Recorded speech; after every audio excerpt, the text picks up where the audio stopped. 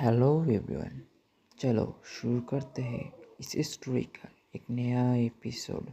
और तुम सब तुम्हारे कानों में ईयरफोन ज़रूर से लगा लेना, क्योंकि स्टोरी को अच्छी तरह समझने के लिए ईयरफोन ज़रूरी है। और चलो शुरू करते हैं एक नया सफ़र।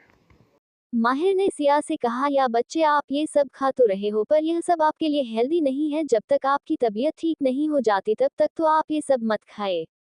सिया ने माहिर को कहा, माहिर भाई, एक आप ही तो मेरे प्यारे भाइयों जो मुझे अच्छे से समझते हो। चॉकलेट से कुछ नहीं होता, मैं ज्यादा नहीं, थोड़ी सी खाऊंगी बस। मीर ने कहा, ठीक है, पर इसके बारे में निखिल और कुणाल को कुछ पता नहीं चलना चाहिए, वरना वह दोनों मेरी खाल उधेड़ देंगे और साथ ही साथ कबीर को उल्टा भी लटका देंगे। आप तो बच जाएंगी, पर हम दोनों का कुछ नहीं पता वह हमारे साथ क्या करेंगे।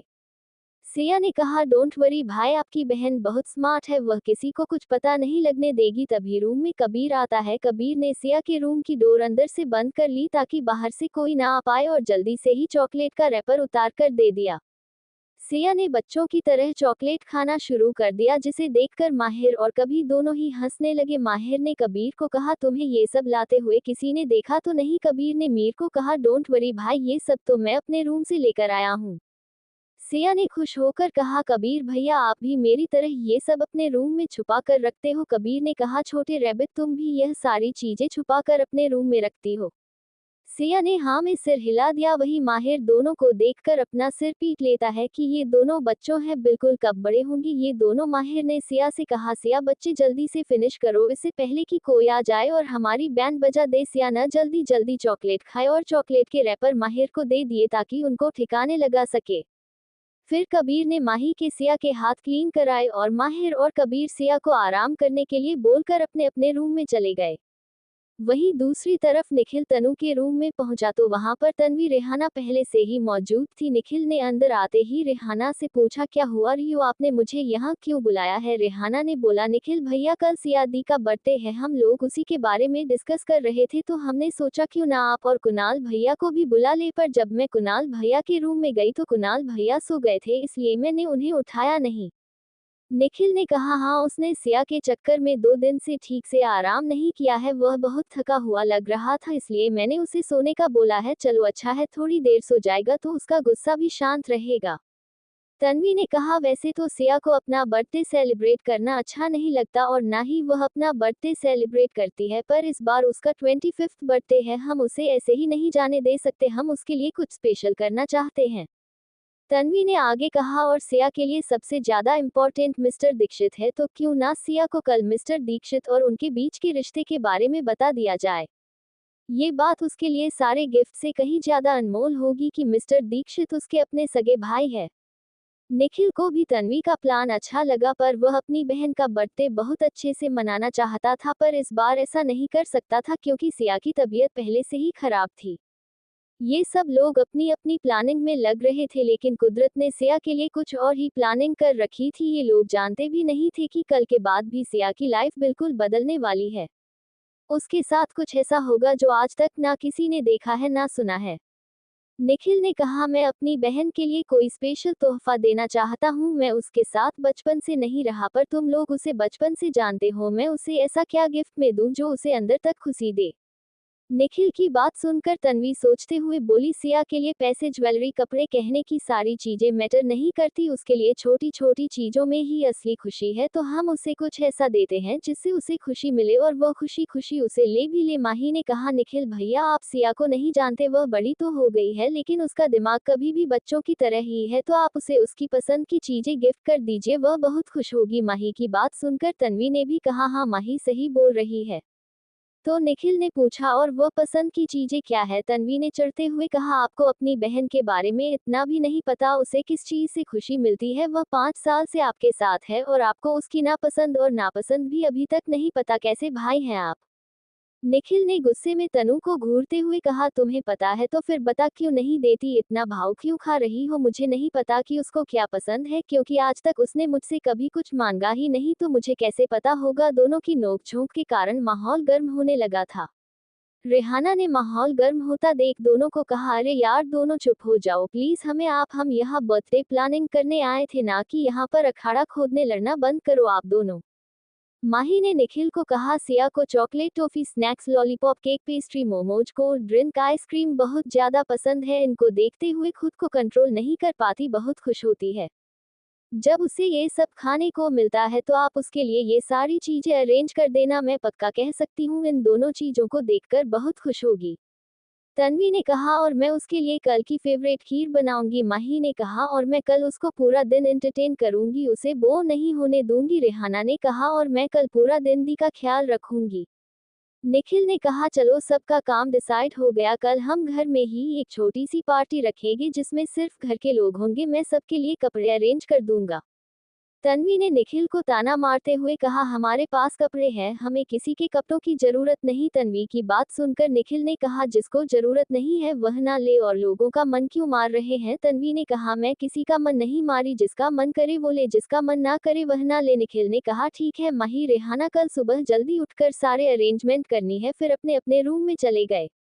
शाम के बाद सिया के रूम में सभी लोग मौजूद थे शिवाय तन्वी और माही के। वो दोनों डाइनिंग हॉल में सबके लिए डिनर लगवा रही थी। तन्वी ने माही से कहा, माही जाओ सबको डिनर के लिए बुला लाओ, मैं थोड़ी देर में सिया के लिए खिचड़ी उसके रूम में लेकर चली जाऊंगी। वैसे तो वो खिचड़ी पसंद नहीं करती, पर क्या करे, खाना तो उसे पड़ेगा, यही हल्का खाना अभी उसके लिए सही रहेगा। माही ने कहा, वो खाएगी तो नहीं, पर उसे जबरदस्ती खिलाना पड़ेगा, और तुम उसकी बातों में बिल्कुल मत आना, मैं जानती हूँ वह खिचड़ी के नाम पर कितना मुंह बनाती है, वह आसानी से नहीं खाएगी। तन्वी ने हाँ में सिर हिला दिया। माही वहां से सिया के रूम की तरफ चली गई। माही अंदर आए और सबसे कहा, चलिए आप लोग डिनर कर लीजिए। सब ने कहा, ठीक है हम आते हैं। सब लोग बारी बारी से चले गए, अब बस निखिल और कुणाल और सिया ही रूम में बचे थे। सिया ने निखिल को कहा, यह आप अच्छा नहीं कर रहे, आप खुद तो इतना कुछ खा रहे हो और मुझे सिर्फ दलिया दे रहे हो, आप सच में बहुत बुरे हो, मुझे नहीं खाना दलिया। तभी तन्वी रूम में आती है और सिया को बोलती है, क्या उठो चलो तुम भी कुछ खा लो। सिया ने तन्वी से पूछा, क्या लाए हो तुम मेरे लिए। तो तन्वी ने कहा, जो इस पेशेंट को दिया जाता है। तभी तन्वी रूम में आती है और सिया को बोलती है, क्या उठो चलो तुम भी कुछ खा लो। सिया ने तन्वी से पूछा, क्या लाए हो तुम मेरे लिए। तो तन्वी ने कहा, जो इस पेशेंट को दिया जाता है। सिया ने चढ़ते हुए तन्वी से कहा, मैं पेशेंट नहीं हूँ और मुझे ये गंदा सा दलिया नहीं खाना, तुम लोग तो इतना अच्छा अच्छा खाना खा रहे हो और मुझे इतना गंदा सा गलिया दे रहे हैं, मुझे नहीं खाना। तन्वी दलिया हाथ में लिए खड़ी रही। तन्वी ने कहा, मैं तुम्हारे लिए दलिया नहीं खिचड़ी लाई हूँ। सिया ने चिल्लाते तन्वी को कहा, तुम मेरी दोस्त हो या दुश्मन, तुम्हें पता है ना मुझे खिचड़ी पसंद नहीं है, तो फिर भी तुम मेरे लिए कुछ भी लेकर आए, मुझे तुमसे बात नहीं करनी, ले जाओ अपनी खिचड़ी, मुझे नहीं खाना। ये बोलकर साइड होकर लेट गई और तन्वी कुणाल और निखिल की तरफ से पीठ फेर ली। कुणाल ने तन्वी से खिचड़ी का बोल दिया और तन्वी को कहा, तुम जाओ मैं इसे खिलाकर आता हूँ।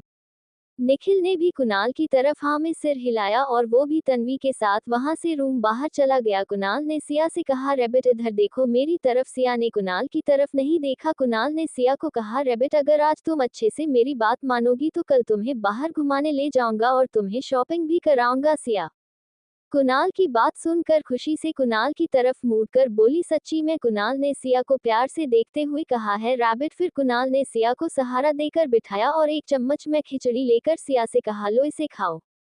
कुणाल की बात सुनकर खुशी से कुणाल की तरफ मुड़कर बोली, सच्ची में। कुणाल ने सिया को प्यार से देखते हुए कहा है, रैबिट। फिर कुणाल ने सिया को सहारा देकर बिठाया और एक चम्मच में खिचड़ी लेकर सिया से कहा, लो इसे खाओ। सिया ने मुंह बना दिया और कहा, ये मुझे बिल्कुल पसंद नहीं है, मैं इसे खा नहीं पाती। कुणाल ने सिया को प्यार से कहा, रैबिट ये तुम्हारे लिए अभी अच्छा है। फिर कुणाल ने एक चम्मच खिचड़ी खुद खाते हुए और दूसरी चम्मच सिया की तरफ करते हुए कहा, देखो मैं भी तुम्हारे साथ खा रहा हूँ, अब तो तुम इसे खा सकती हो।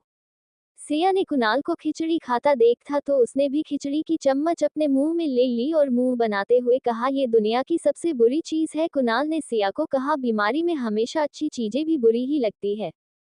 फिर दोनों साथ में खिचड़ी खाने लगे। कुणाल बड़े प्यार से सिया को खिचड़ी खिला रहा था और साथ ही साथ खुद भी खा रहा था। दादू और दादी और मीरा जी गेट पर खड़े होकर यह सब देख रहे थे।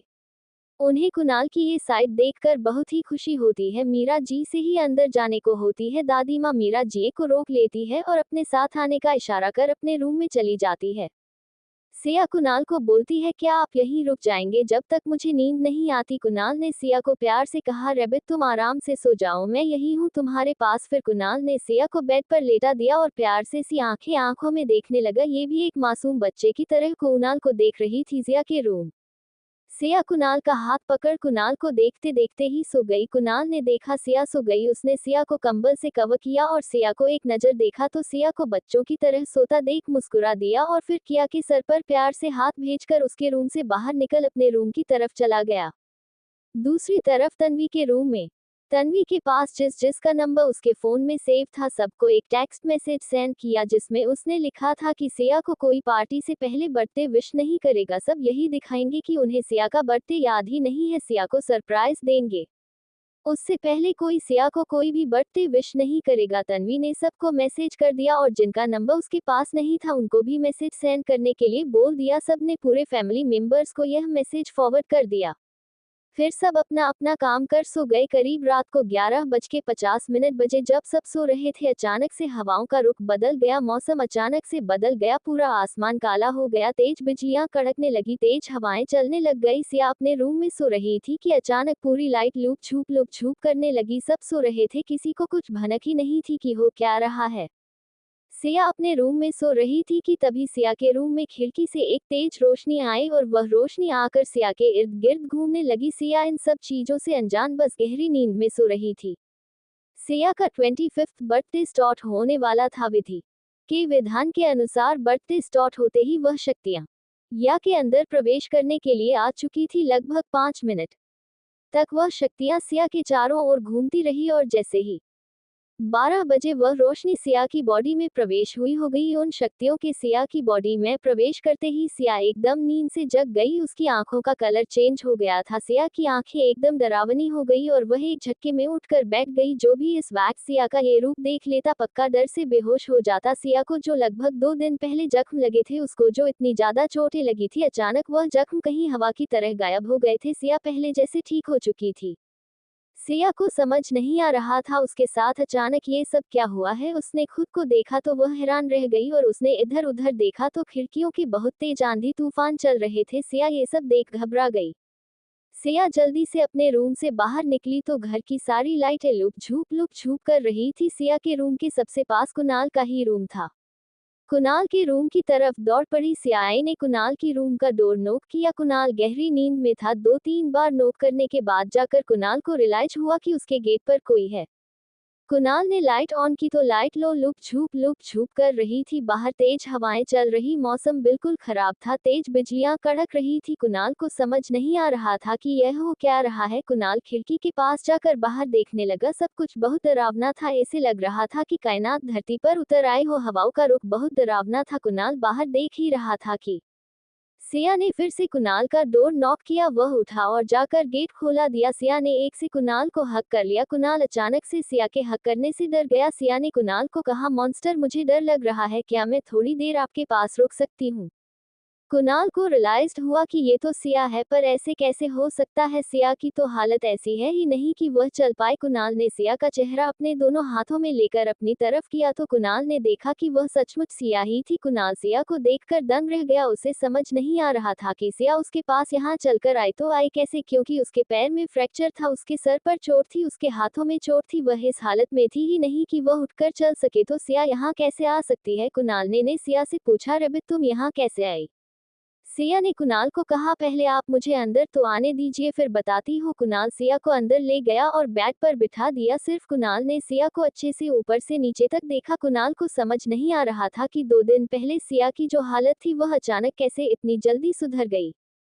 यहाँ तक कि सिया की बॉडी पर एक खरोच का निशान भी नजर नहीं आ रहा था। कुणाल कंफ्यूज्ड और हैरान दोनों था। उसे समझ नहीं आ रहा था कि ऐसे कैसे हो सकता है। उसने अपनी लाइफ में आज तक ऐसा कभी नहीं देखा और ना सुना होगा कि किसी के रातों रात जख्म गायब हो जाए। ये तो आज तक मेडिकल साइंस में भी नहीं हुआ था, तो ऐसे कैसे हो सकता है कि सिया के जख्म रातों रात ही गायब हो गए। कुणाल को कुछ समझ नहीं आ रहा था। वही हाल सिया का भी था। सिया को खुद समझ नहीं आ रहा था कि उसकी चोटों के जख्म इतनी जल्दी कैसे भर गए और उसे कुछ अजीब सा अपनी बॉडी पर भार महसूस हो रहा था। जैसे कोई उसके अंदर हवा भर रहा हो। कुणाल सिया को पूछा, रैबिट तुम्हारे शरीर पर तो बहुत सारे चोटों के निशान थे, वह कहाँ गए? सिया ने कुणाल को कहा, क्या प्लीज आप मेरे पास बैठकर मुझे हक कर सकते हैं, मुझे बहुत डर लग रहा है। कुणाल ने सिया को कहा, अरे रैबिट डरो नहीं, मैं तुम्हारे पास हूँ। कुणाल देख सकता था कि सिया इन सब से कितना ज्यादा डर गई है। फिर कुणाल सिया के साइड में बैठ गया और सिया को हक करके उसके सर पर हाथ फेरने लगा और फिर सिया से पूछा, रैबिट बताओ ये सब कैसे हुआ? सिया ने कुणाल की बाहों में खुद को काफी रिलैक्स महसूस किया और फिर उसने कुणाल को बताने लगी कि जब मैं अपने रूम में सो रही थी और अचानक से जब मेरी आँख खुली तो मैंने देखा कि मेरे रूम की लाइट ऑन ऑफ हो रही है और तेज हवाएं चल रही है, बिजलियां कड़क रही थी, मुझे बहुत डर लग रहा था। मैं निखिल भाई के पास जाना चाहती थी पर अंधेरे में मुझे कुछ दिखाई नहीं दिया, तो इसलिए मैं आपके पास आ गई। मुझे समझ नहीं आ रहा कि अचानक से मेरी चोट एकदम से कैसे ठीक हो गई। मुझे अब कहीं भी दर्द महसूस नहीं हो रहा, यहाँ तक कि मेरी बॉडी पर कोई निशान भी नहीं है। अब लगभग 12:15 हो चुके थे और अब मौसम एकदम पहले जैसा हो गया था, रूम की लाइट भी एकदम ठीक हो गई थी। कुणाल ने लाइट आते ही सबसे पहले सिया को ऊपर से नीचे तक देखा कि सिया बिल्कुल पहले जैसी दिख रही थी। सिया और भी ज्यादा क्यूट और सुंदर लग रही थी, पर उसे समझ में यह नहीं आ रहा था कि ऐसा हुआ तो हुआ कैसे कि सिया की चोट अचानक से एकदम ठीक हो गई। परसों ही उसकी सर्जरी हुई थी और उसे देखकर लग नहीं रहा था कि उसे कभी कहीं चोट भी लगी थी। कुणाल हैरान और परेशान दोनों था। उसने ये सब कुछ निखिल को बताने का फैसला किया। कुणाल ने कहा, ना ने कहा, रैबिट मुझे अभी निखिल को यहाँ बुलाना होगा ताकि मैं तुम्हें अच्छे से चेक कर सके। सिया ने कहा, ठीक है, पर आप मुझे छोड़कर मत जाए, उन्हें यहीं बुला लीजिए। कुणाल ने उठकर साइड टेबल से अपना फोन उठाया और निखिल को फोन मिला दिया। लगभग 3 दिन के बाद निखिल ने नींद में फोन उठाया और कहा, इतनी रात को भी तुम्हें चैन नहीं है, बताओ क्या हुआ? कुणाल ने कहा, निखिल अभी के अभी मेरे रूम में आओ। फौरन निखिल एकदम से घबरा गया और कहा, सब ठीक तो है कुणाल ने निखिल को कहा, तुम जल्दी से मेरे रूम में आओ। निखिल फोन उठा और अपने सी बस पहनकर कुणाल के रूम की तरफ से निखिल जल्दी से कुणाल के रूम में पहुंचा तो वो वहां का नजारा देखकर दंग रह गया। निखिल ने कुणाल के रूम में जाकर देखा कि कुणाल के रूम में सिया थी, जो कुणाल को हक किए बैठी थी। निखिल सिया को वहां देख घबरा गया। वो दौड़कर सिया के पास गया और सिया से कहा, बच्चा आप यहाँ कैसे आए? निखिल की आवाज सुनकर सिया कुणाल से अलग हुई और निखिल को हक कर रोने लगी। सिया को रोता देख निखिल घबरा गया। उसने कुणाल की तरफ देखा तो कुणाल में उसे शांत रहने का इशारा किया। निखिल ने प्यार से सिया की तरह सर पर हाथ फेरते हुए पूछा, बच्चा क्या हुआ, बताए हमें, हम आ गए हैं ना, आप अपने भाई को बता सकती हैं। निखिल ने इस बात पर गौर नहीं किया कि सिया पहले की तरह ठीक हो चुकी है। सिया निखिल से अलग हुई और निखिल की तरफ देखते हुए बोली, भाई मुझे बहुत डर लग रहा है। निखिल ने सिया को गौर से देखा। उसे याद आया कि सिया के सर पर तो चोट लगी हुई थी, उसके हाथ पैर पर भी फ्रैक्चर था, तो उसने सिया को एक नजर नीचे से ऊपर तक देखा तो सिया उसे बिल्कुल ठीक और पहले जैसी दिखाई थी। निखिल कंफ्यूज था, उसे भी कुणाल की तरह को समझ नहीं आया। निखिल को इस तरह देख कुणाल समझ आ गया था कि निखिल क्या सोच रहा है। फिर कुणाल और सिया में सब कुछ निखिल को बता दिया।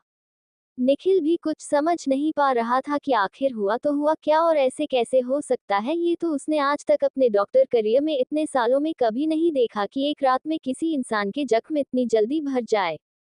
ये बात उन तीनों की समझ नहीं आ रही थी। कुणाल ने कहा, निखिल हमें ये सब अभी सबसे छुपाना होगा, जब तक हमें पता नहीं चल जाता ये कैसे हुआ, हमें इसके बारे में किसी को कुछ नहीं बताना। निखिल ने भी अपना सर हमें हिलाया और सिया को समझाया कि जब तक उन्हें पता नहीं चल जाता कि सिया के साथ यह सब कैसे हुआ है, तब तक वह किसी से कुछ ना कहे। अच्छे बच्चों की तरह दोनों की बात मान ली। इस चक्कर में सिया भूल चुकी थी कि आज उसका बर्थडे है और इन दोनों ने अभी तक उसे विश नहीं किया। कुणाल ने कहा, रैबिट अब तुम सो जाओ, हम इसके बारे में सुबह बात करते हैं। सिया ने कहा, मैं अपने रूम में नहीं जाऊंगी, मुझे डर लग रहा है। कुणाल ने कहा, कोई बात नहीं, मेरे रूम में सो जाओ। निखिल ने भी सिया से कहा, कोई बात नहीं, तुम यही सो जाओ और अगर तुम्हें या नहीं सोना तो तुम मेरे रूम में चलकर सो जाना, मैं सोफे पर सो जाऊंगा। सिया ने कहा, नहीं, मैं मुझे नींद आ रही है और वह बेड पर लेट गई। निखिल और कुणाल दोनों उसके साइड में बैठकर उसके सर को सहला रहे थे। कुछ देर बाद सो गई। उन दोनों को समझ नहीं आ रहा था कि सिया के साथ आखिर हुआ क्या है। कुणाल और निखिल दोनों परेशान थे और समझने की कोशिश कर रहे थे कि आखिर हुआ तो हुआ क्या, ऐसे ही किसी के जख्म इतनी जल्दी कैसे भर सकते हैं, दोनों की समझ नहीं आ रहा था कि करे तो करे क्या। फिर कुणाल ने निखिल को कहा, निखिल तुम जाओ और सो जाओ, इसके बारे में सुबह बात करते हैं। निखिल वहां से अपने रूम में चला गया। कुणाल उठकर सोफे पर सिया को देखते हुए लेट गया। कुणाल सिया को देखते देखते ही ना जाने कब सो गया, उसे पता भी नहीं चला। अगली सुबह कुणाल की आंखें खुली तो सुबह के 5 बजे थे। कुणाल ने देखा कि उसके बेड पर सिया किसी मासूम से बच्चे की तरह पिलो को हक करके सो रही है। कुणाल ने सिया को बच्चों की तरह से होता देखा तो उसके फेस पर एक मुस्कान आ गई। कुणाल उठकर वॉशरूम चला गया। कुछ देर बाद फ्रेश होकर निखिल के रूम की तरह चला गया। कुणाल निखिल के रूम के बाहर पहुंचा। कुणाल ने निखिल का डोर नॉक किया। निखिल अभी तक सो रहा था। निखिल ने डोर नॉक होने की आवाज सुनी तो वो उठकर बैठ गया। फिर उसने अपने साइड में रखे फोन पर टाइम देखकर बोला, इस वक्त कौन होगा। निखिल उठा और उसने जाकर डोर ओपन किया तो सामने कुणाल को खड़े पाया। कुणाल ने अंदर आते हुए कहा, तुम अभी तक सो रहे थे। निखिल ने कहा, हाँ बस अभी अभी तुम्हारे डोर नॉक करने से ही उठा हूँ। निखिल ने पूछा, क्या हुआ तुम्हें, सब ठीक है ना। कुणाल ने कहा, रात जो भी कुछ हुआ मेरे समझ में कुछ नहीं आ रहा है। घर वालों को उसके बारे में कैसे बताएंगे, हमें ही कुछ नहीं पता तो हम उनके सवालों के जवाब कैसे देंगे। कुणाल की बात सुनकर निखिल ने कहा, ये बात तो मेरे भी दिमाग में कब से चल रही है कि हम घर वालों को सिया के बारे में क्या कहेंगे कि अचानक से सिया को इतनी सारी चोट लगी थी, वो हवा में कैसे गायब हो गई। जो चीज हम नहीं समझ पा रहे घर वालों के लिए समझना बहुत मुश्किल होगा। कुणाल ने कहा, हमें अभी सिया के बारे में ये सब घर वालों से छुपाना होगा और उसके लिए तुम्हें उसकी नकली ड्रेसिंग करनी होगी ताकि किसी को पता ना चले कि पहले की तरह ठीक हो गई है। और मैं कुछ ऐसी ट्रिक अपना लूंगा जिससे लगे कि सिया पहले जैसे ही बीमार है। निखिल ने कहा, ठीक है, हम सबसे पहले आपको पहले जैसा ही बना देते हैं। फिर दोनों कुणाल के रूम में चले गए। निखिल और कुणाल के रूम में आए तो निखिल ने सिया को कुणाल के बेड पर सोता पाया और मुस्कुराते हुए कहा, कितनी मासूम लग रही है सोते हुए। कुणाल ने भी कहा, हाँ बहुत प्यारी लग रही है। कुणाल के मुंह से सिया की तारीफ सुनकर निखिल ने कुणाल की तरफ देखते हुए कुणाल से पूछा, कुणाल क्या मैं तुमसे कुछ पूछ सकता हूँ। कुणाल ने कहा, हाँ पूछो। निखिल ने कहा, क्या तुम सिया को पसंद करते हो। कुणाल इस बात पर खामोश हो गया। निखिल ने आगे कहा, मैं जानता हूँ कि तुम कभी किसी लड़की के आसपास तक नहीं जाते पर तुम सिया को जिस तरह से ट्रीट करते हो उसे देखकर कोई भी आसानी से बता सकता है कि तुम्हारे दिल में सिया के लिए कितनी खास जगह है। तुम सब पर गुस्सा करते हो जब सिया की बात आती है तो तुम्हारा गायब हो जाता है। तुम एक भयानक इंसान से नॉर्मल की तरह बिहेव करते हो। तुम सिया पर बस ऊपर ऊपर से गुस्सा करते हो। अगर सिया की जगह कोई और होता तो मैं अच्छे से जानता हूँ अब तक वो इस दुनिया से कब का गायब हो गया होता। हम सब अच्छे से तुम्हें जानते हैं। तुम कभी किसी को अपने अपने पास नहीं आने देती और ना ही कभी किसी की इतनी परवाह करते हो। भला दुनिया में ऐसा कौन सा इंसान है जो तुम्हारे गुस्से से वाकिफ नहीं है, पर जब सिया की बात आती है तो तुम भूल जाते हो। तुम अपना गुस्सा, फ्रस्ट्रेशन, नाराजगी, सारी चीजें एक तरफ रखकर बस ध्यान देते हो। तुम्हारी आंखों में सिया के लिए फिक्र साफ दिखाई देती है। देखो मेरी बहन मुझे इतने सालों के बाद मिली है और मैं उसे किसी कीमत पर हट होने नहीं दे सकता। अगर तुम सिया को प्यार करते हो तो मेरे लिए इससे बढ़कर खुशी की बात कोई नहीं हो सकती। मैं तुम्हें 6 साल की उम्र से जानता हूँ और तब से हम दोनों साथ हैं। मैं अच्छे से तुम्हें जानता हूँ दुनिया के लिए, चाहे तुम अंडरवर्ल्ड के डॉन हो, एक निर्दय इंसान हो, राक्षस हो या सब कुछ हो, मेरे लिए तुम मेरे दोस्त हो और मेरे लिए तुमसे दुनिया से बढ़कर हो और चीज मैटर ही नहीं करती है। मेरी बहन को तुम्हारा साथ मिलेगा तो मुझे बहुत खुशी होगी और मुझे उसकी फिक्र भी नहीं होगी। मैं जानता हूँ तुम हर कीमत पर उसे प्रोटेक्ट करोगे। अगर तुम्हारे मन में सिया के लिए जरा सा भी कुछ हो तो प्लीज मुझे जरूर बताना। कुणाल खुद कंफ्यूज था कि सिया को लाइक करता है या प्यार करता है। कुणाल खुद अपने मन में चल रही उलझाने से जूझ रहा था। उसे खुद नहीं पता था वो क्या चाहता है। कुणाल ने टॉपिक चेंज करते हुए निखिल को कहा, चलो ये सब बात की बातें हैं, पहले हम जिस काम के लिए आए हैं वो कर लेते हैं। कुणाल ने सिया को गोद में उठाया और सिया के बेडरूम की तरफ लेकर चला गया। पीछे पीछे निखिल भी उसके साथ निकल गया। दोनों सिया को लेकर उनके बेडरूम में पहुंचे। सिया को बेड पर लिटा दिया। निकलने की आंखों खोलते हुए कहा, या बच्चे उठो, मुझे आपसे कुछ बात करनी है। 2-3 बार बोलने के बाद तब जाकर सिया ने अपनी आंखें जब गाना शुरू किया है। कुणाल और निखिल को अपने रूम में देखकर सरप्राइज रह गई। फिर उसे याद आया कि मैं कुणाल के रूम में है तो सिया ने इधर उधर नजर दौड़ाई तो उसने पाया कि वह उसी के रूम में है। या उससे हुए good morning monsters, good morning भाई। दोनों ने मुस्कुराते हुए सिया को विश किया। फिर निखिल ने कहा, सिया बच्चे मैंने आपको रात कहा था ना कि अभी आपको किसी को भी कुछ नहीं बताना कि आपकी चोट की कैसे ठीक हुई है, आपको पहले के जैसे ही बीमार होने की एक्टिंग करनी होगी। फिर कुणाल ने कहा, और तुम्हें पहले के जैसे ही नकली पट्टियां और नकली खरोच लगानी होंगी ताकि किसी को शक ना हो कि तुम्हारी तबीयत ठीक हो चुकी है, वो भी रातों रात। और सब पूछेंगे कि यह सब कैसे हुआ, तो हमारे पास इसका कोई जवाब नहीं है, घर वाले परेशान हो जाएंगे। हम चाहते हैं कि तुम अभी उन्हें कुछ ना बताओ। सिया ने हाँ में सिर हिलाया और एक क्यूट पप्पी की तरह निखिल के आगे हाथ कर दिए। निखिल ने उसके हाथों पर और सर पर पहले के जैसे ही ड्रेसिंग कर दी, और पैर में तो पहले ही प्लास्टर लगा ही था क्योंकि वह तो अभी उसने हटाया ही नहीं था। सिया पहले जैसे ही बीमार लग रही थी। सिया को याद आया कि आज उसका बर्थडे है और इन दोनों ने उसे विश नहीं किया। सिया कुछ बोलने वाली थी कि फिर वह चुप हो गई। कुणाल और निखिल उसकी तरफ देख रहे थे। निखिल ने पूछा, क्या हुआ बच्चे, तुम्हें कुछ कहना है? सिया बोलती है, नहीं भाई, बस मुझे ये कहना है अब मैं ठीक हो चुकी हूँ तो मैं वह बीमार हूँ वाला खाना नहीं खाऊंगी। निखिल और कुणाल ने मुस्कुराते हुए कहा, ठीक है मत खाना, तुम्हारा जो दिल करे वह खाना है। जिसे सुनकर किया खुशी से उछल पड़ी और निखिल को कहा, you are the best Kunal का मुंह बन गया। कुणाल ने सिया को कहा, मैं भी हूं यहाँ। सिया कुणाल की बात सिया को बीच में काटते हुए बोला, है नो आप यहाँ हो पर मेरे भाई ही मेरे बेस्ट है। कुणाल ने सिया को कहा, ओके भाई की बहन, तुम दोनों भाई बहन ही बेस्ट हो। सिया ने कंधे उचकाते हुए कुणाल को कहा, वह तो हम है ही। जिस पर निखिल हंस पड़ा। सिया ने निखिल को कहा, भाई मुझे फ्रेश होना है, क्या आप तन्वी को मेरे रूम में भेज दोगे? निखिल ने कहा, हाँ ठीक है मैं उसे बोलता हूँ। कुणाल ने भी निखिल को कहा, मैं भी जाकर फ्रेश होता, बाद में मिलते हैं। सिया को दोनों पर गुस्सा आ रहा था पर उसने कुछ नहीं कहा। सिया अपने मन में सोचा, ये दोनों मेरा बर्थडे कैसे भूल गए, माना कि मॉन्स्टर को नहीं पता होगा पर निखिल भाई मेरा बर्थडे कैसे भूल सकते हैं। हालांकि से अपना बर्थडे नहीं मनाती थी पर मैं विश तो सबकी ले लेती थी, पर इस बार किसी ने भी मुझे बर्थडे विश नहीं किया। यहाँ तक कि रेहान, रेहाना और माही तन्वी भी उसका बर्थडे भूल गए थे। इस बार तन्वी को भी उसका बर्थडे याद नहीं था जो हर बार उसे सबसे पहले विश करती थी। दोनों सिया के रूम से निकल गए। सिया ने मुंह बनाकर दोनों को कहा, कोई बात नहीं, आप तो मेरा बर्थडे भूल गए, मैं आपसे कभी बात नहीं करूंगी। सिया को बुरा लग रहा था कि उसका बर्थडे किसी को याद नहीं।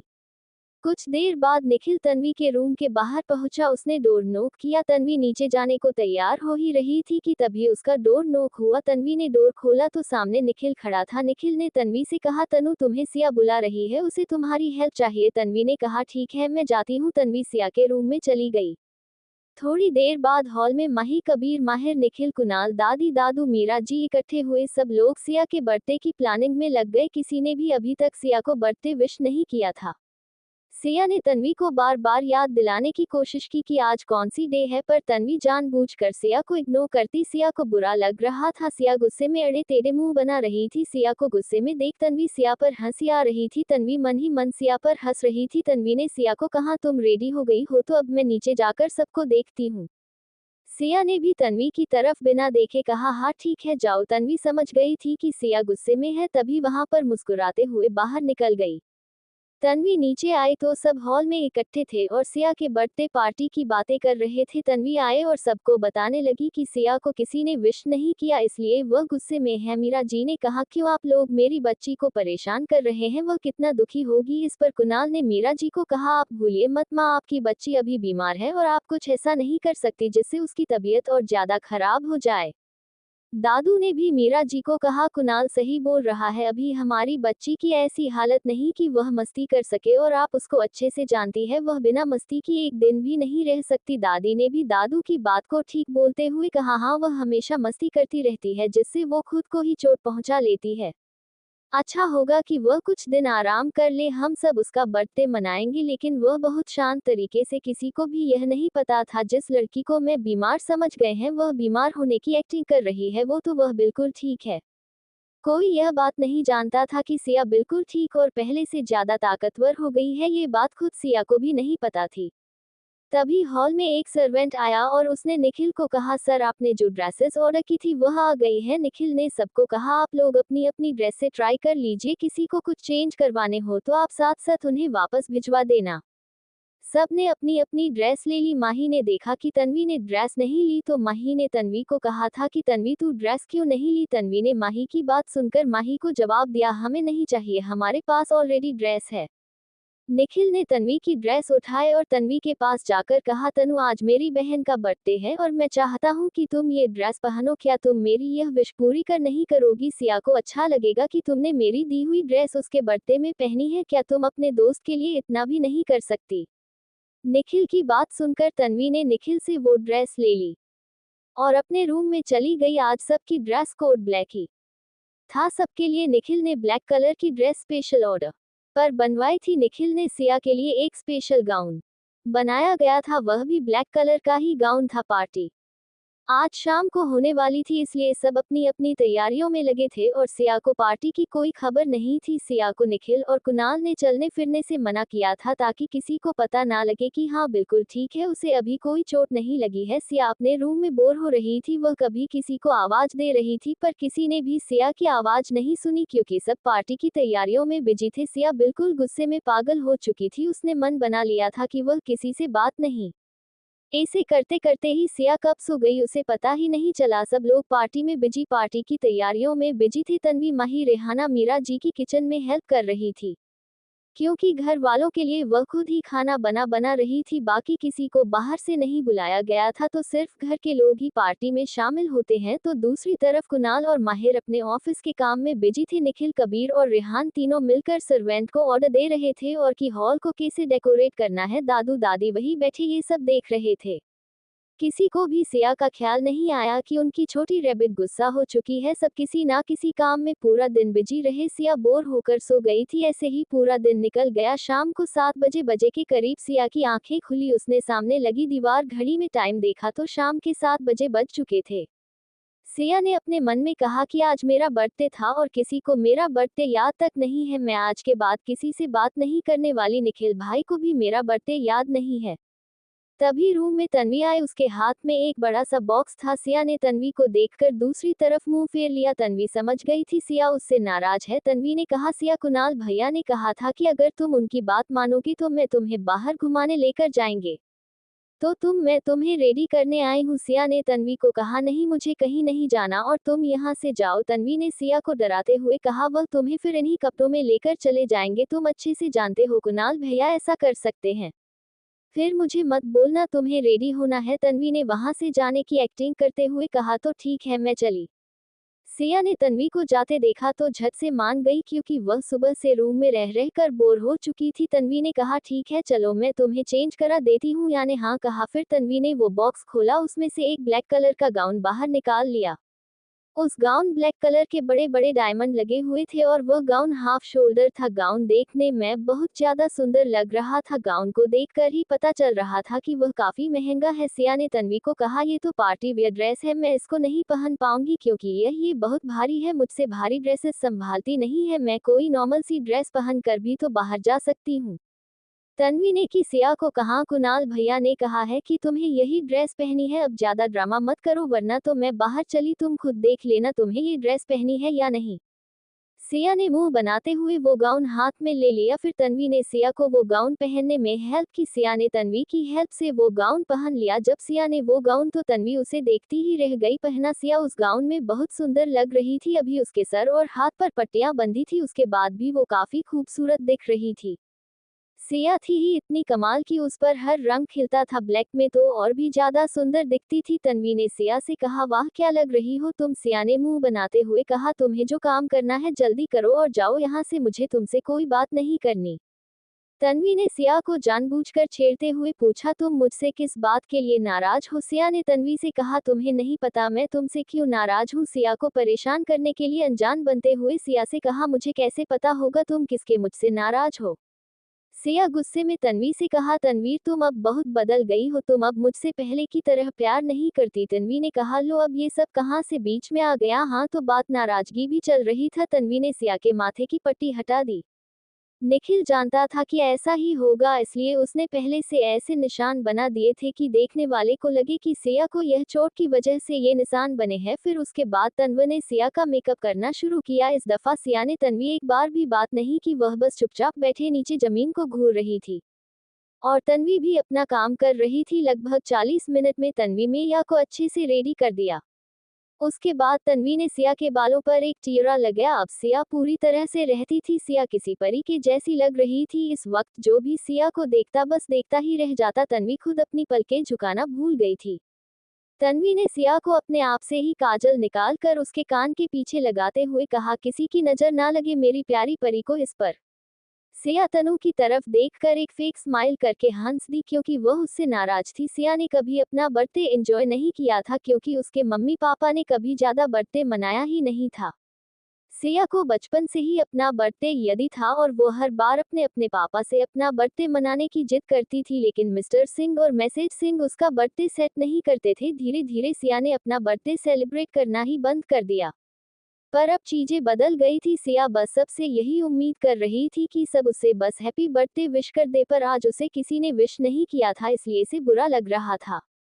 सिया ने अपने मन में कहा, तनु तुम मेरा बर्थडे कैसे भूल सकती हो? तुमने मेरा बर्थडे भूलने की हिम्मत की है। अब देखो मैं तुम्हारे साथ क्या करती हूँ, इसका बदला तो मैं तुमसे लेकर रहूंगी। जस्ट वेट एंड वॉच, मैं तुम्हें छोड़ूंगी नहीं। आज तुम्हें पता चलेगा मेरा बर्थडे भूलने का क्या नतीजा होता है। आज तुम्हें ऐसा सबक सिखाऊंगी कि तुम जिंदगी में कभी दोबारा मेरा बर्थडे नहीं भूल पाओगी। सिया अपने मन में तन्वी को सबक सिखाने का पूरा प्लान बना चुकी थी।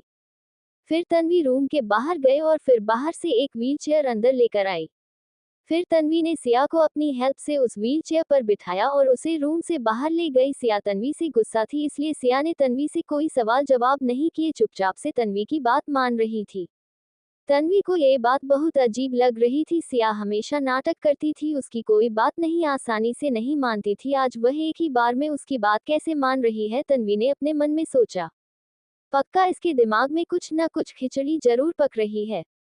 तन्वी सिया को नीचे हॉल में लेकर आए तो सिया तन्वी से पूछा, यहाँ इतना अंधेरा क्यों है और सब लोग कहाँ गए? सिया जैसे ही हॉल के बीचों बीच आई, तन्वी भी उसे छोड़कर साइड हट गई। सिया ने तन्वी को आवाज देते हुए कहा, तुम कहाँ जा रही हो मुझे अकेले छोड़कर? तभी तपस्या के ऊपर फूलों की बारिश होने लगी और एकदम से लाइट ऑन हो गई और सब ने एक साथ का happy birthday to you dear Siya. फिर सब एक एक सिया को बर्थडे विश करने आए। लाइट ऑन होते ही सबकी नजर गई क्या इतनी सुंदर लग रही थी कि हर किसी का मुंह खुला का खुला रह गया। आज और दिनों से भी ज्यादा सुंदर लग रही थी। सिया ने ब्लैक कलर का स्लीवलेस गाउन पहना हुआ था, साथ में मैचिंग छोटे छोटे इयररिंग्स और एक छोटा सा नेकलेस भी डाला हुआ था। बालों खुला छोड़कर टियारा लगाया हुआ था, पिंक लिपस्टिक, आंखों में काजल और एक हाथ में वॉच फिर भी डाली थी। सिया कयामत लग रही थी। सिया को देख कोई अपने होश खो बैठा था, वो थे हमारे कुणाल जी। सब लोग या को विश करने लगे। कुणाल बुत बने खड़ा था, तभी उसके पास गया और उसके कान में धीरे से कहा, मेरी बहन, मुझे पता है मेरी बहन बहुत सुंदर है और आज वह बहुत प्यारी लग रही है, पर तुम उसे इस तरह देखोगे तो उसे नजर मत लगा देना। निखिल की बात सुन कुणाल झेप गया। सब सिया को बारी बारी से विश कर रहे थे। सिया ने बस मुंह फुलाए ही थैंक यू कह रही थी, जो कि वह सुबह से ही सबसे नाराज थी। सिया ने अपनी नाराजगी जताते हुए किसी की तरफ एक नजर उठाकर नहीं देखा। सबको पता था कि सिया गुस्सा है। सिया ने हॉल को एक नजर देखा, उसे बहुत खुशी हुई। निखिल सिया के पास आते हुए कहा, happy birthday to you my little sister Kavya Kapoor. Siya confuse होकर निखिल को देख रही थी। सिया को समझ में नहीं आ रहा था कि निखिल उसे काव्य क्यों कह रहा है। फिर निखिल ने सिया को एक फाइल गिफ्ट की और कहा, बच्चे इसे खेलो। सिया ने वह फाइल लेकर खोली तो सिया दंग रह गई। उस फाइल को पढ़कर उसके होश उड़ गए थे। सिया की आंखों में आंसू भर आए थे। सिया भरी आंखों से निखिल की तरफ देख लगी। निखिल ने फिर अपनी पॉकेट से एक पुरानी फोटो निकालकर सिया को दे दिया। ने में फोटो देखी, वो उस फोटो में सिया के बचपन की फोटो भी थी और साथ में एक लड़का भी बैठा था। सिया को अब जाकर समझ आया कि निखिल उसका मुंह बोला भाई नहीं बल्कि उसका सगा भाई है। सिया एकदम से रोने लगी। उसका सालों से दबा दर्द बाहर आ रहा था। वह हमेशा खुद को अनाथ ही समझती थी। उसे ऐसे लगता था इस दुनिया में उसका कोई नहीं है। उसके माँ बाप के होते हुए भी वह अनाथ की तरह ही जीती थी। उसे पता ही नहीं था कि निखिल उसका सगा भाई है। निखिल ने जो फाइल सिया को दी थी उसमें सिया और निखिल के डीएनए टेस्ट की रिपोर्ट थी, जिसमें साफ साफ लिखा था कि सिया और निखिल का डीएनए मैच करता है। निखिल और सिया दोनों बहन भाई हैं। ये बात सिया को आज पता चली थी। बाकी घर वाले पहले से ही यह सारी चीजें जानते थे, बस सही मौके का वेट कर रहे थे। सिया रोने लगी तो निखिल ने जाकर उसे हक कर लिया। निखिल ने कहा, ये बच्चा आज आपका बर्थडे है और बर्थडे के दिन कोई रोता नहीं है। सिया ने कहा, भाई आज मेरे बर्थडे का सबसे बेस्ट गिफ्ट आपने ही दिया है। आज तक मुझे किसी ने इतना अच्छा गिफ्ट कभी नहीं दिया। निखिल ने सिया से कहा, जो मेरा है वह आपका भी है बच्चा। फिर दोनों बहन भाई सबको इग्नोर कर आपस में बातों में लग गए। दादू दादी ने कहा, निखिल क्या हमें भी हमारी बच्ची को विश करने का मौका मिलेगा या नहीं? सिया दादा दादी से ताना मारते हुए बोली, तो आपको अभी याद आ गया कि मेरा बर्थडे है? दादी ने इस पर कहा, हमें तो सुबह से ही याद था, बस हम आपको सरप्राइज पार्टी देना चाहते थे इसलिए आपको विश नहीं किया था, और सबको पहले से ही पता था कि आज तुम्हारा बर्थडे है। सिया ने खुश होते हुए कहा, आप सच बोल रहे हो? सबने एक साथ कहा, हाँ दादी दादू सच बोल रहे हैं। फिर कुणाल ने सिया के पास आते हुए कहा, चलो बहुत हो गई बातें, केक काट लेते हैं। निखिल सिया की व्हीलचेयर को धक्का देते हुए टेबल के पास ले आया जहां पर केक रखा हुआ था। सब चारों तरफ खड़े होकर सिया को विश करने लगे। सिया ने केक काटने से पहले एक विश मांगी और फिर केक काटा। उसने सबसे पहले निखिल को, फिर रेहान रेहाना को, फिर मेरा जी दादी दादू कुणाल कबीर माहिर और माही। सिया ने सबको केक खिलाया। फिर सब ने सिया को अच्छे अच्छे गिफ्ट दिए और सब पार्टी में एंजॉय कर रहे थे। वे लोग आपस में इतने खो गए थे कि उन्हें सिया व्हील चेयर पर बैठी दिखाई ही नहीं दे रही थी। सिया को सब पर बहुत ज्यादा गुस्सा आ रहा था। बर्थडे पार्टी उसकी थी और मौज वह सब कर रहे थे। दादी दादू वहीं बैठकर इन सब को देख रहे थे। सिया ने माहिर और कबीर को अपने पास बुलाया। माहिर और कबीर दोनों आकर सिया के पास बैठ गए। सिया ने माहिती कहा, माही भाई क्या आप मेरी थोड़ी सी हेल्प कर दोगे? माहिर ने पूछा, कैसी हेल्प चाहिए बस आपको? सिया ने फिर कबीर को कहा, कबीर भैया मुझे आपकी भी हेल्प चाहिए। माहिर ने सिया की चिंता करते हुए भी सिया से, क्या हुआ बच्चा, सब ठीक है ना? तुम्हें कहीं दर्द तो नहीं हो रहा? सिया ने कहा, अरे नहीं नहीं मुझे दर्द नहीं हो रहा भाई, मुझे ना किसी को सबक सिखाना है और उसने मुझे आपकी हेल्प चाहिए। प्लीज प्लीज प्लीज मना मत करिएगा, आप तो मेरे प्यारे और अच्छे भाई हो ना, तो मना कैसे कर सकते हो? माहिर और कबीर दोनों मान गए। सिया ने माहिर को एक वर्ड वाइन लाने को कहा और कबीर को जूस लाने का ऑर्डर दिया। दोनों अपने अपने कामों में लग गए। सिया निखिल तन्वी कुणाल रेहान रेहाना और माही को घूर कर देख रही थी। कुणाल सोफे पर बैठकर लैपटॉप में अपने को ऑफिस का काम कर रहा था, जबकि निखिल रेहान रेहना और तन्वी डांस कर रहे थे। थोड़ी देर बाद कबीर जूस लेकर आया तो सिया ने उसे साइड ले जाकर रखने को बोल दिया और फिर माहिर का आने का वेट करने लगी। कुछ देर बाद माहिर भी आ गया। सिया अपनी व्हीलचेयर उस तरफ ले गई जहां पर जूस रखा था और माहिर को भी वही आने का इशारा किया। तीनों एक साथ बैठ गए। कबीर ने सिया से पूछा, छोटे रैबिट तुम इन सब चीजों का क्या करने का सोच रही हो? सिया ने कहा, आप देखते जाए भैया आज इन सब की कैसे बैंड बजाते हैं। सिया ने वाइन की बोतल ओपन की और 3 गिलास में अच्छे से रेड वाइन में डाल दी और उसमें जूस मिक्स कर दिया ताकि किसी को शक ना हो। लड़कियां रेड वाइन नहीं पीती थी तो उन्हें तो पता नहीं चलने वाला था, पर निखिल 1 मिनट में समझ जाता कि जोश में कुछ ना कुछ गड़बड़ है, इसलिए सिया ने निखिल को खुद जूस पिलाने का प्लान बनाया। सिया ने माहिर को कहा, माहिर भाई आप ये जूस तन्वी और मॉन्स्टर को दे आओ, मैं ये निखिल भाई को पिला दूंगी। सिया निखिल के पास गई और जाकर उसे जूस दे दिया। निखिल ने सिया जूस लिया। सिया ने निखिल को कहा, आप कब से डांस कर रहे हो, थक गए होगे, लो थोड़ा सा जूस पी लीजिए। निखिल एक झटके में जूस पी लिया थी। क्या उसे जूस में थोड़ा कुछ अजीब तो लगा, पर उसने ज्यादा ध्यान नहीं दिया। वही कुणाल और तन्वी भी दोनों जूस पी चुके थे। उस जूस में सिर्फ रेड वाइन ही नहीं थी बल्कि भांग भी मिलाई गई थी। अब तीनों का क्या होगा भगवान ही जानता था, और माहिर और कबीर सिया के प्लान पर हंस रहे थे। वह जानते थे कि आगे अब क्या होने वाला है। फिर सिया भी उनके पास आ गई और तीनों साइड में जाकर खड़े हो गए और ब्लास्ट होने का इंतजार करने लगे। वह जूस पीने के कुछ देर बाद निखिल को कुछ अजीब सा फील होने लगा। निखिल ने अपना सिर झटका और फिर से अपनी मस्ती में लग गया। निखिल आज बहुत खुश था। आज उसकी बहन का बर्थडे जो था वो सिया के जितने भी बर्थडे उसने मिस किए थे सभी की कसर आज ही पूरी करना चाहता था। वही कुणाल बैठा अपना काम कर रहा था जब माहिर उसके पास में जूस का गिलास लेकर आया था। कुणाल को बेवकूफ बनाना इतना आसान नहीं था। कुणाल ने जैसे ही उस जूस की एक घूंट पी उसे समझ आ गया था। कुणाल को पता चल गया था कि उसने सिर्फ जूस नहीं बल्कि रेड वाइन भी मिक्स है।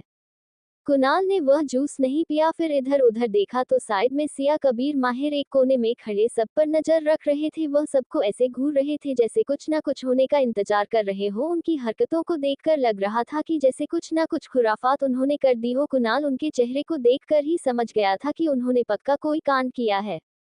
और फिर कुणाल ने उस जूस की तरफ देखा। उसे रियलाइज्ड हो गया था कि इस जूस में पक्का कुछ ना कुछ गड़बड़ है और उसने वह जूस नहीं पिया। कुणाल एक नज़र तीनों को देख फिर से अपने काम में लग गया। वह उनके कुछ करने का वेट करने लगा। वह जानना चाहता था कि आखिर इनके दिमाग में चल क्या रहा है। मैंने अपने मन में सोचा, चलो वह तो मैं पता कर ही लूंगा ये क्या करना चाहते हैं।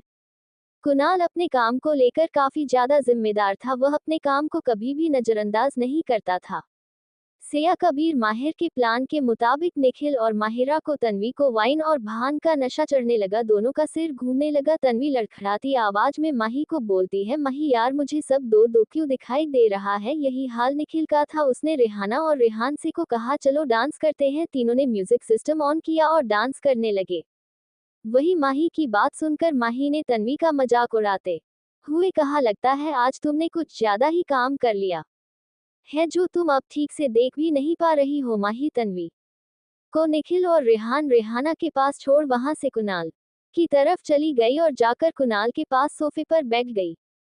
माही को प्यास लगी हुई थी तो उसने वहां जूस का गिलास देखा और उसे उठाकर एक झटके में सारा जूस पी लिया। कुणाल उसे रोक पाता तब तक माही वह जूस पी चुकी थी। कुणाल ने अपना सिर पीट लिया। कुणाल अब ये देखना चाहता था कि उस जूस में क्या मिला था। माही वहां से उठकर माहिर कबीर और सिया के पास चली गई। माही ने सिया को हक करते हुए पूछा, सियू क्या तुमने खाना खाया। सिया ने माही को आंखें दिखाते हुए कहा, ओ तो तुम्हें याद आ गई, जाओ अपनी पार्टी एंजॉय करो, मैं खाऊं या ना खाऊं मेरी मर्जी, तुम्हें मेरी फिक्र करने की जरूरत नहीं है और मुझे तुमसे कोई बात नहीं करनी। पिया की बात सुनकर माही को समझ आ गया कि सिया उससे नाराज है। उसने माही के गाल पर किस करते हुए कहा, अरे बेबी डॉल आज मेरा बर्थडे है और आज के तुम ऐसे मुंह फुलाकर बैठे रहोगी तो तुम बहुत गंदी लगेगी। तुम इतनी सुंदर लग रही हो कि तुमने 2-4 फोटोज भी नहीं लिए। सिया को याद आया कि उसने तो आज एक भी पिक नहीं ली है।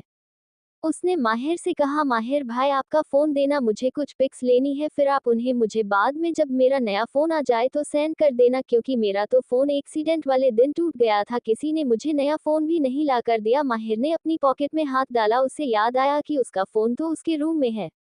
उसने सिया को कहा, बच्चे मेरा फोन तो मेरे रूम में है, रुको मैं लेकर आता हूँ। सिया ने माहिर से कहा, कोई बात नहीं बाद में ले लेंगे। कबीर ने भी अपना फोन देखा, कबीर का फोन स्विच ऑफ था। कबीर ने सिया को कहा, छोटे रैबिट मेरे भी फोन में बैटरी नहीं है, मैं अपना फोन चार्ज करना भूल गया था। सिया ने कहा, अरे कोई नहीं, हम किसी और के फोन में पिक ले लेंगे।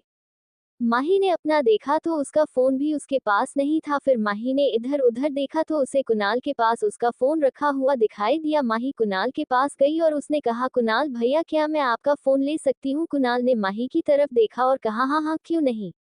माही ने कुणाल का फोन ले लिया। फिर कुणाल ने माही को अपना फोन का पासवर्ड बताया। माही वहां से कुणाल का फोन लेकर सिया के पास चली गई। फिर सिया से कहा, चलो कुछ अच्छे अच्छे फोटो क्लिक करते हैं। माही से सिया ने फोन ले लिया और पूछा, ये फोन किसका है। सिया ने कहा, ये फोन किसी का भी हो, तुम्हें अपनी पिक चाहिए ना, तुम इस फोन से ले लो, बाद में अपने फोन में सेंड कर लेना। सिया ने माही कहा, ठीक है लाओ दे दो मुझे ये फोन। फिर सिया ने कुणाल के फोन में बहुत सारी पिक्स ली। उसने ये भी ध्यान नहीं किया कि वह किसका फोन है, उसे पता था कि वहां सिर्फ घर के लोग ही है तो उनमें से किसी का होगा। सिया ने कुणाल के फोन में बहुत प्यारी प्यारी फोटो ली। सिया बिल्कुल मासूम बच्चों की तरह मुंह बना बना कर फोटो ले रही थी और क्यूट लग रही थी। फिर सिया ने माही ने कबीर माहिर के साथ भी सेल्फी ली। फिर माही ने सिया से फोन लेकर अपने नंबर पर फोटो सेंड कर दी और फिर कुणाल को जाकर उसका फोन वापस कर दिया। माही कुणाल को थैंक यू बोलकर निखिल तन्वी और रेहान रेहाना पर भी के पास चली गई। माही ने निखिल और तनु के बाद में वह जूस पिया था, इसलिए उसे नशा जल्दी नहीं होने वाला था। वही निखिल और तन्वी दोनों पूरे नशे में आ चुके थे। तन्वी डाइनिंग टेबल के ऊपर चढ़ते हुए बोली, सब लोग मेरी बात ध्यान से सुनो। सब लोग तन्वी की तरफ देखने लगे। तन्वी ने लड़खड़ाते हुए निखिल की तरफ इशारा करके कहा, यह आदमी है ना, ये बहुत बुरा इंसान है,